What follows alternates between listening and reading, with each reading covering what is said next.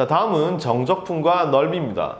정적분을 열심히 계산하다 보면 이거 왜 하지? 이런 생각 듭니다. 그죠? 어차피 부정적분이야 미분의 역연산이니까 미분 거꾸로 한다 적분 오케이 뭐 그렇게 그냥 받아들이면 되는 건데 정적분은 갑자기 생뚱맞게 부정적분의 변화량으로 설명을 하죠. 그죠? 근데 그런 거 알아서 어디다 쓰나 이런 생각이 드는 겁니다. 근데 실제로 정적분은 부정적분보다 훨씬 많이 써요. 그 이유는 뭐냐면 정적분이 넓이기 때문에 그렇습니다.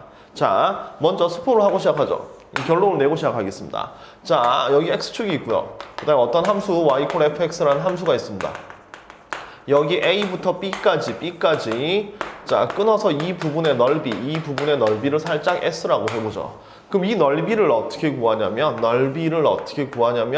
a부터 b까지 fx의 dx 적분하면 됩니다. 이게 정적분의 뜻이에요. 정적분의 의미입니다. 그러니까 x축과 어떤 함수가 이루는 부분의 넓이를 계산할 때 뭐 해주면 된다? 적분하면 된다. 끝입니다. 정말요? 한번 해보죠. 우리가 이미 알고 있는 예를 들어서 y는 x라는 그래프를 생각해보죠. y는 x. 평범한 1차 함수고 여기 2.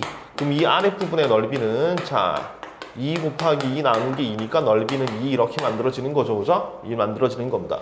그럼 요 함수를 0부터 2까지 적분해 보겠습니다. 적분하게 되면 정적분을 하게 되면 얘는 2분의 1의 x제곱이 되는 거고 0부터 2까지죠. 그죠? 나 조금 2를 대입하면 2분의 1 곱하기 4니까 답은 2 이렇게 맞는 겁니다. 그래서 우리가 이미 알고 있는 요 어떤 함수랑 x축이 이루는 부분의 넓이를 뭘 이용해서 정적분을 이용해서 풀 수 있다 이겁니다. 자, 얘는 직선이니까 그냥 삼각형으로 풀 수 있는데 곡선도 마찬가지예요. 곡선도 적분하게 되면 그 곡선과 x축이 이루는 부분의 넓이를 정적분을 이용해서 계산할 수 있습니다. 그래서 정적분이 중요한 겁니다. 아시겠죠? 자, 그럼 이걸 한번 증명을 해봅시다. 자, 증명이 조금 어렵습니다. 좀 재밌어요. 좀 재밌는데 그냥 잘 따라오시면 됩니다. 증명. 자, 여기 y = fx라는 이런 함수가 있습니다. fx라는 함수가 있고 여기 a부터 시작해서 x까지 요 부분의 넓이를 xx 이렇게 잡아보죠. 그러니까 x가 정해지면 넓이가 정해진다는 얘기입니다. x가 여기 있으면 요 부분의 넓이가 되는 거고 x가 여기 있으면 요 부분의 넓이가 되는 거예요. 자, 여기서 우리가 원하는 건 이 x 여기서 가로로 델타 x만큼 한번 느려봅시다. 그러니까 x를 조금 느리는 겁니다. 이렇게 가로로 델타 x만큼 느리면 자, 요 선을 조금 밀면 x를 조금 느리면 넓이도 조금 변하겠죠. 그래서 이걸 델타 s 이렇게 표현을 한번 해볼게요. 델타 s. 그러니까 넓이의 변화량입니다. 이렇게. 그러면 이 넓이의 변화량은 지금 곡선 부분이니까 찾기가 힘들죠. 자, 그런데 요 구간 내에서 그러니까 조금 키웠을 때 y의 최소값을 스몰 m이라고 하면 이 델타 x는 이 녹색 부분이 될 텐데 녹색 부분은 이 주황색 사각형보다는 크죠. 요 부분이 남아 있으니까. 아시겠죠? 자, 그리고 주황색 사각형보다는 크고 그 다음에 요 범위 내에서 조금 키웠을 때 y의 최대값을 m이라고 잡는다면 이 빨간색 사각형보다는 작습니다. 그죠? 이해가 나요? 그러니까 여기서 조금 x를 늘려가면 조금 오른쪽으로 키워주면 넓이가 조금 늘어나는데 이 넓이의 변화량을 잘 모르겠지만 이 주황색 사각형보다는 크다 이겁니다. 요 부분 때문에. 그러니까 그 구간 내에서 최소값에 해당하는 넓이보다는 좀 크고요. 그 다음 최대값에 해당하는 넓이보다는 조금 작다. 이렇게 만들어지겠죠. 자, 요걸로 식으로 표현하면 주황색 넓이는 m 곱하기 델타 x가 되는 겁니다. 그죠? 가로 곱하기 세로 이렇게 되는 거고 요것보다는 델타 s가 더 큽니다. 넓이의 변화량이 크고 그 다음 최대값은 밑변 곱하기 높이니까 델타 x 곱하기 라지 m 이렇게 되겠죠. 그죠?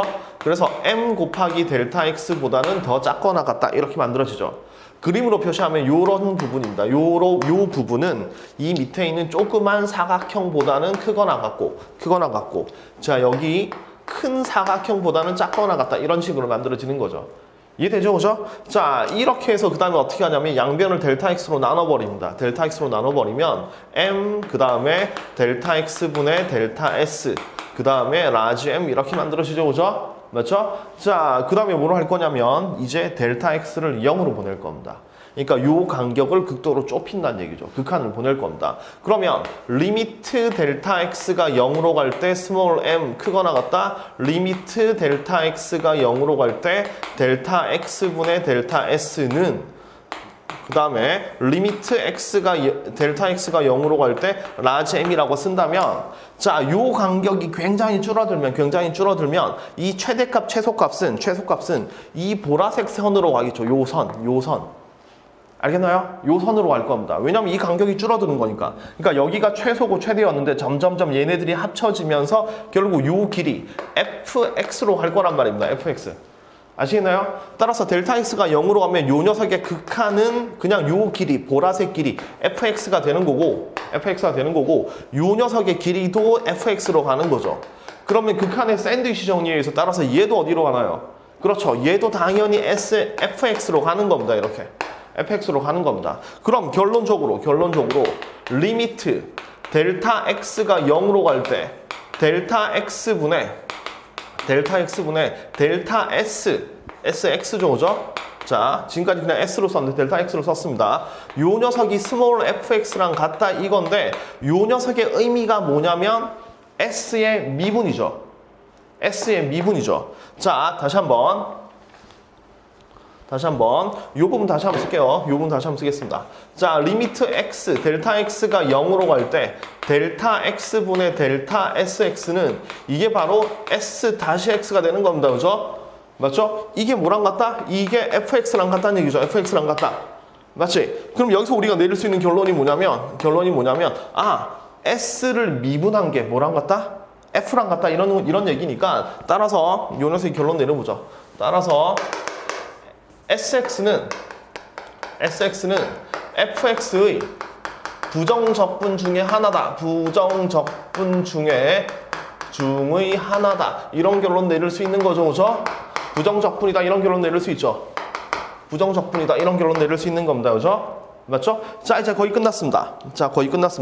그러면 부정적분이다. 이렇게 만들어지기 때문에 자, 인테그럴 a부터 b까지 fx의 dx는 자, f의 부정적분이니까 부정적분 중에 하나가 스몰 s니까 스몰 s의 a부터 b까지 쓸 수 있겠죠. 그죠? 쓰게 되면 얘는 sb-sa가 되는 건데 다시 한번 s의 의미가 뭐였냐면 a부터 x까지의 넓이였죠. 그죠? a부터 x까지의 넓이였습니다. 그럼 sb는 a부터 b까지의 넓이가 되는 거죠. 그죠? a부터 b까지 넓이가 되는 거고 sa는 a부터 a까지의 넓이가 되는 거죠. 그럼 a부터 a까지의 넓이니까 뭐가 되는 거다? 0 이렇게 되는 겁니다. 그죠? 따라서 sb랑 같다. 얘가 sb랑 같다. 따라서 요 녀석은 a부터 b까지의 뭐랑 같다? 넓이랑 같다. 이렇게 증명이 되는 겁니다. 끝입니다. 이렇게. 좀 어렵죠, 그죠? 어려워요. 다시 한번 설명해 볼까요? 이제 어렵습니다. 다시 한번 설명해 보겠습니다. 자, 여기 fx의 a부터 x까지의 넓이를 sx라고 잡았습니다. 자, 여기서 x를 조금 늘려주면, 그러니까 x의 변화량 조금 늘려주면 넓이도 좀 변하겠죠. 이 넓이의 변화량을 델타 s라고 불렀습니다. 그래서 델타 s는 당연히 이 녹색의 넓이는 주황색부터 빨간색 사이에 있는 거죠, 그죠? 맞죠? 그래서 델타 x로 나누고 리미트 극한을 보내버렸더니 얘는 fx로 가고 얘도 fx로 가니까 따라서 결론적으로 얘도 fx로 가는 겁니다. 자, 여기 리미트를 씌운 녀석의 의미가 뭐냐면 s를 x로 미분한 거거든요. 그래서 s-가 뭐랑 같다? 스몰 fx랑 같다 이겁니다. 그렇기 때문에 sx는 fx의 부정적분 중에 하나다 이거죠. 그래서 이제 a부터 b까지 fx의 dx를 적분해보면 부정적분 쓰고 a부터 b까지니까 b 대입하고 a 대입해서 빼는 건데 자, 요 녀석은 그러니까 s의 원래 의미가 뭐였냐면 a부터 여기까지의 넓이였기 때문에 sb는 a부터 b까지의 넓이가 되는 거고 sa는 a부터 a까지의 넓이니까 0이 되는 거죠. 그죠? 따라서 얘가 얘랑 같다. 그래서 이 녀석의 의미는 a부터 b까지의 넓이랑 같다. 이런 겁니다. 자, 이게 정적분의 의미입니다. 정적분과 넓이에요. 아시겠죠? 자, 증명을 한 게 어렵습니다. 그러니까 증명을 너무 이렇게 집중적으로 보지 마세요. 증명을 어려우니까 이해했다 이 정도만 생각하면 되는 거고 정적분은 이걸 활용해 먹으면 되는 겁니다. 그러니까 정적분은 A부터 B까지 넓이구나 라고 생각하면 됩니다. fx랑 x축이 이루는 부분의 넓이구나 라고 생각하면 됩니다. 아시겠죠? 자, 요 녀석을 좀 다른 관점으로 좀 설명을 해보도록 하겠습니다. 좀 다른 관점으로 설명을 한번 해보죠. 설명을 한번 해보죠. 자, 두 번째. 자, 인테그럴의 의미를 좀 더 다른 관점으로 설명해 보겠습니다. 자, a부터 b까지 fx의 dx. 자, 요 앞에 있는 기호 인테그럴은 s를 길게 늘려 쓴 겁니다. 그 s는 그리고 썸의 약자예요. 썸의 약자입니다. 그래서 더하란 얘기입니다. 더하라. 다시 인테그럴 이 기호는 s자입니다. s자. 그리고 s는 썸이에요. 더하란 얘기입니다. 자, 그럼 더하라. 무엇을 더하란 얘기냐면 fx를 더하란 얘기입니다. fx를 더하라. 어떻게? x라는 문자에 대해서 a부터 b까지 그런 의미예요. 자, 다시 요 녀석은 fx를 a부터 b까지 변화시키면서 더하라 이겁니다. 자, 그럼 이 녀석의 그림으로 표시를 한번 해보면 자, 이렇게 y = fx 주어져 있고 여기 a부터 b까지 fx를 더하라는 얘기거든요. 그럼 fx는 y 값이죠. 그래서 y 값을 더하라는 얘기입니다. y 값을 더하라 이겁니다. 자, 그런데 우리 더하라는 기호 시그마 있었죠, 그죠? 더하라는 기호로 시그마가 있는데 시그마와 인테그럴의 차이는 뭐냐면 시그마는 정수 단위로 옮겨가면서 더하라는 얘기고 이 인테그럴은 실수 단위로 더하라는 얘기입니다. 그러니까 예를 들어서 얘는 1일 때, 2일 때, 3일 때 이렇게 더하라는 얘기고 얘는 주르륵 계속 더하라는 얘기예요. 그럼 얘는 계속 더해라. fx를 이렇게 계속 더해라는 얘기입니다. 이렇게 선들을 계속 더하라는 얘기입니다. 어디까지? b까지. 그럼 이런 선들을 계속 다 더해 나가면 뭐가 나올까요? 넓이가 나온다 이겁니다. 아시겠죠? 그래서 이 인테그럴이라는 식의 의미는 뭐냐면 fx를 a부터 b까지 더하세요라는 얘기입니다. 더하시오. 그래서 이렇게 길이를 다 더하게 되니까 결국 뭐가 나온다? 길이를 다 더하면 넓이가 나온다 이겁니다.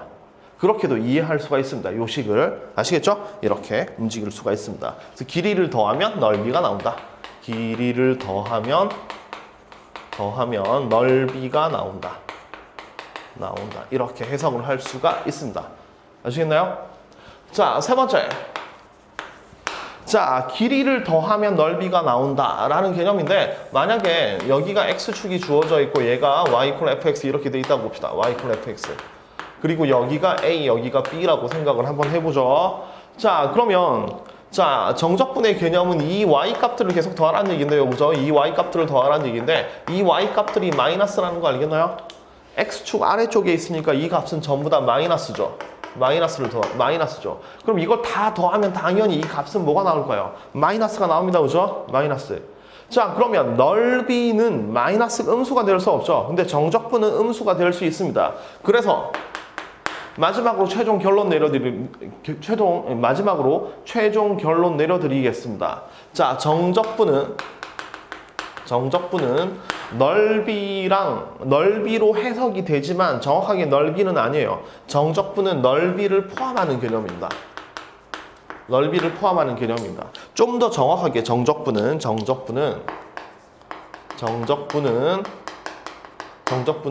부호를 가지는 넓이입니다.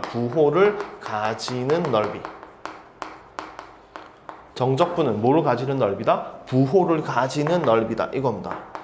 그러니까 넓이가 -3이다. 이거 이해 안 되잖아요. 맞죠? 넓이가 -3이다. 넓이는 무조건 양수로 만들어져야 되는 겁니다. 근데 정적분은 -3이라는 게 의미가 있죠.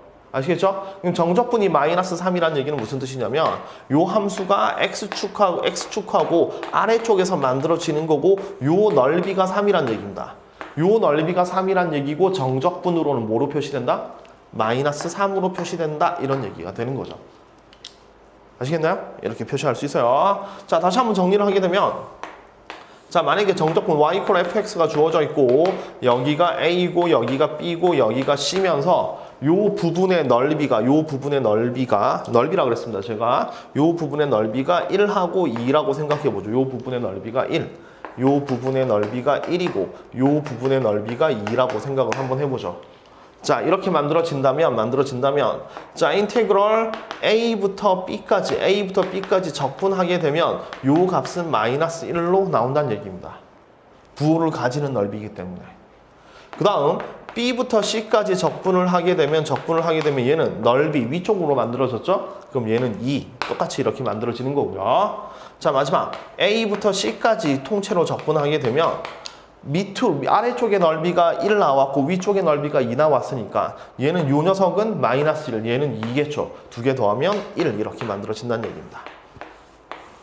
이렇게 정리를 할 수가 있어요. 자, 다시 한번 정리하겠습니다. 정적분과 넓이인데요. 정적분은 기본적으로 넓이를 계산할 때 씁니다. 아까 증명도 해줬고요. 그죠? 근데 이 식을 통해서 그걸 분석할 수도 있어요. y 값들을 계속 더해 나가면 선들을 계속 더하니까 뭐가 나온다? 넓이가 나온다. 이렇게 해석할 수도 있습니다. 아시겠죠? 아마 이렇게 이해하는 게 조금 더 빠를 겁니다. 자, 그런데 y 값들을 더한다는 얘기니까 길이를 더하는 게 아니라 y 값들을 더하는 거니까 y 값이 음수면 어떡하나요? 이런 생각할 수 있겠죠. 그래서 y 값이 음수가 되면 다 더한 것도 음수가 되는 겁니다. 그죠? 그래서 결론적으로 정적분은 넓이랑 정확하게 1대1로 같은 개념이 아니라 부호를 가지는 넓이가 된다는 거. 그래서 X축의 아랫부분에 이루는 넓이를 계산할 때는 정적분 구해서 부호 바꿔주면 된다. 이런 식으로 해석을 하면 되겠습니다. 아시겠죠?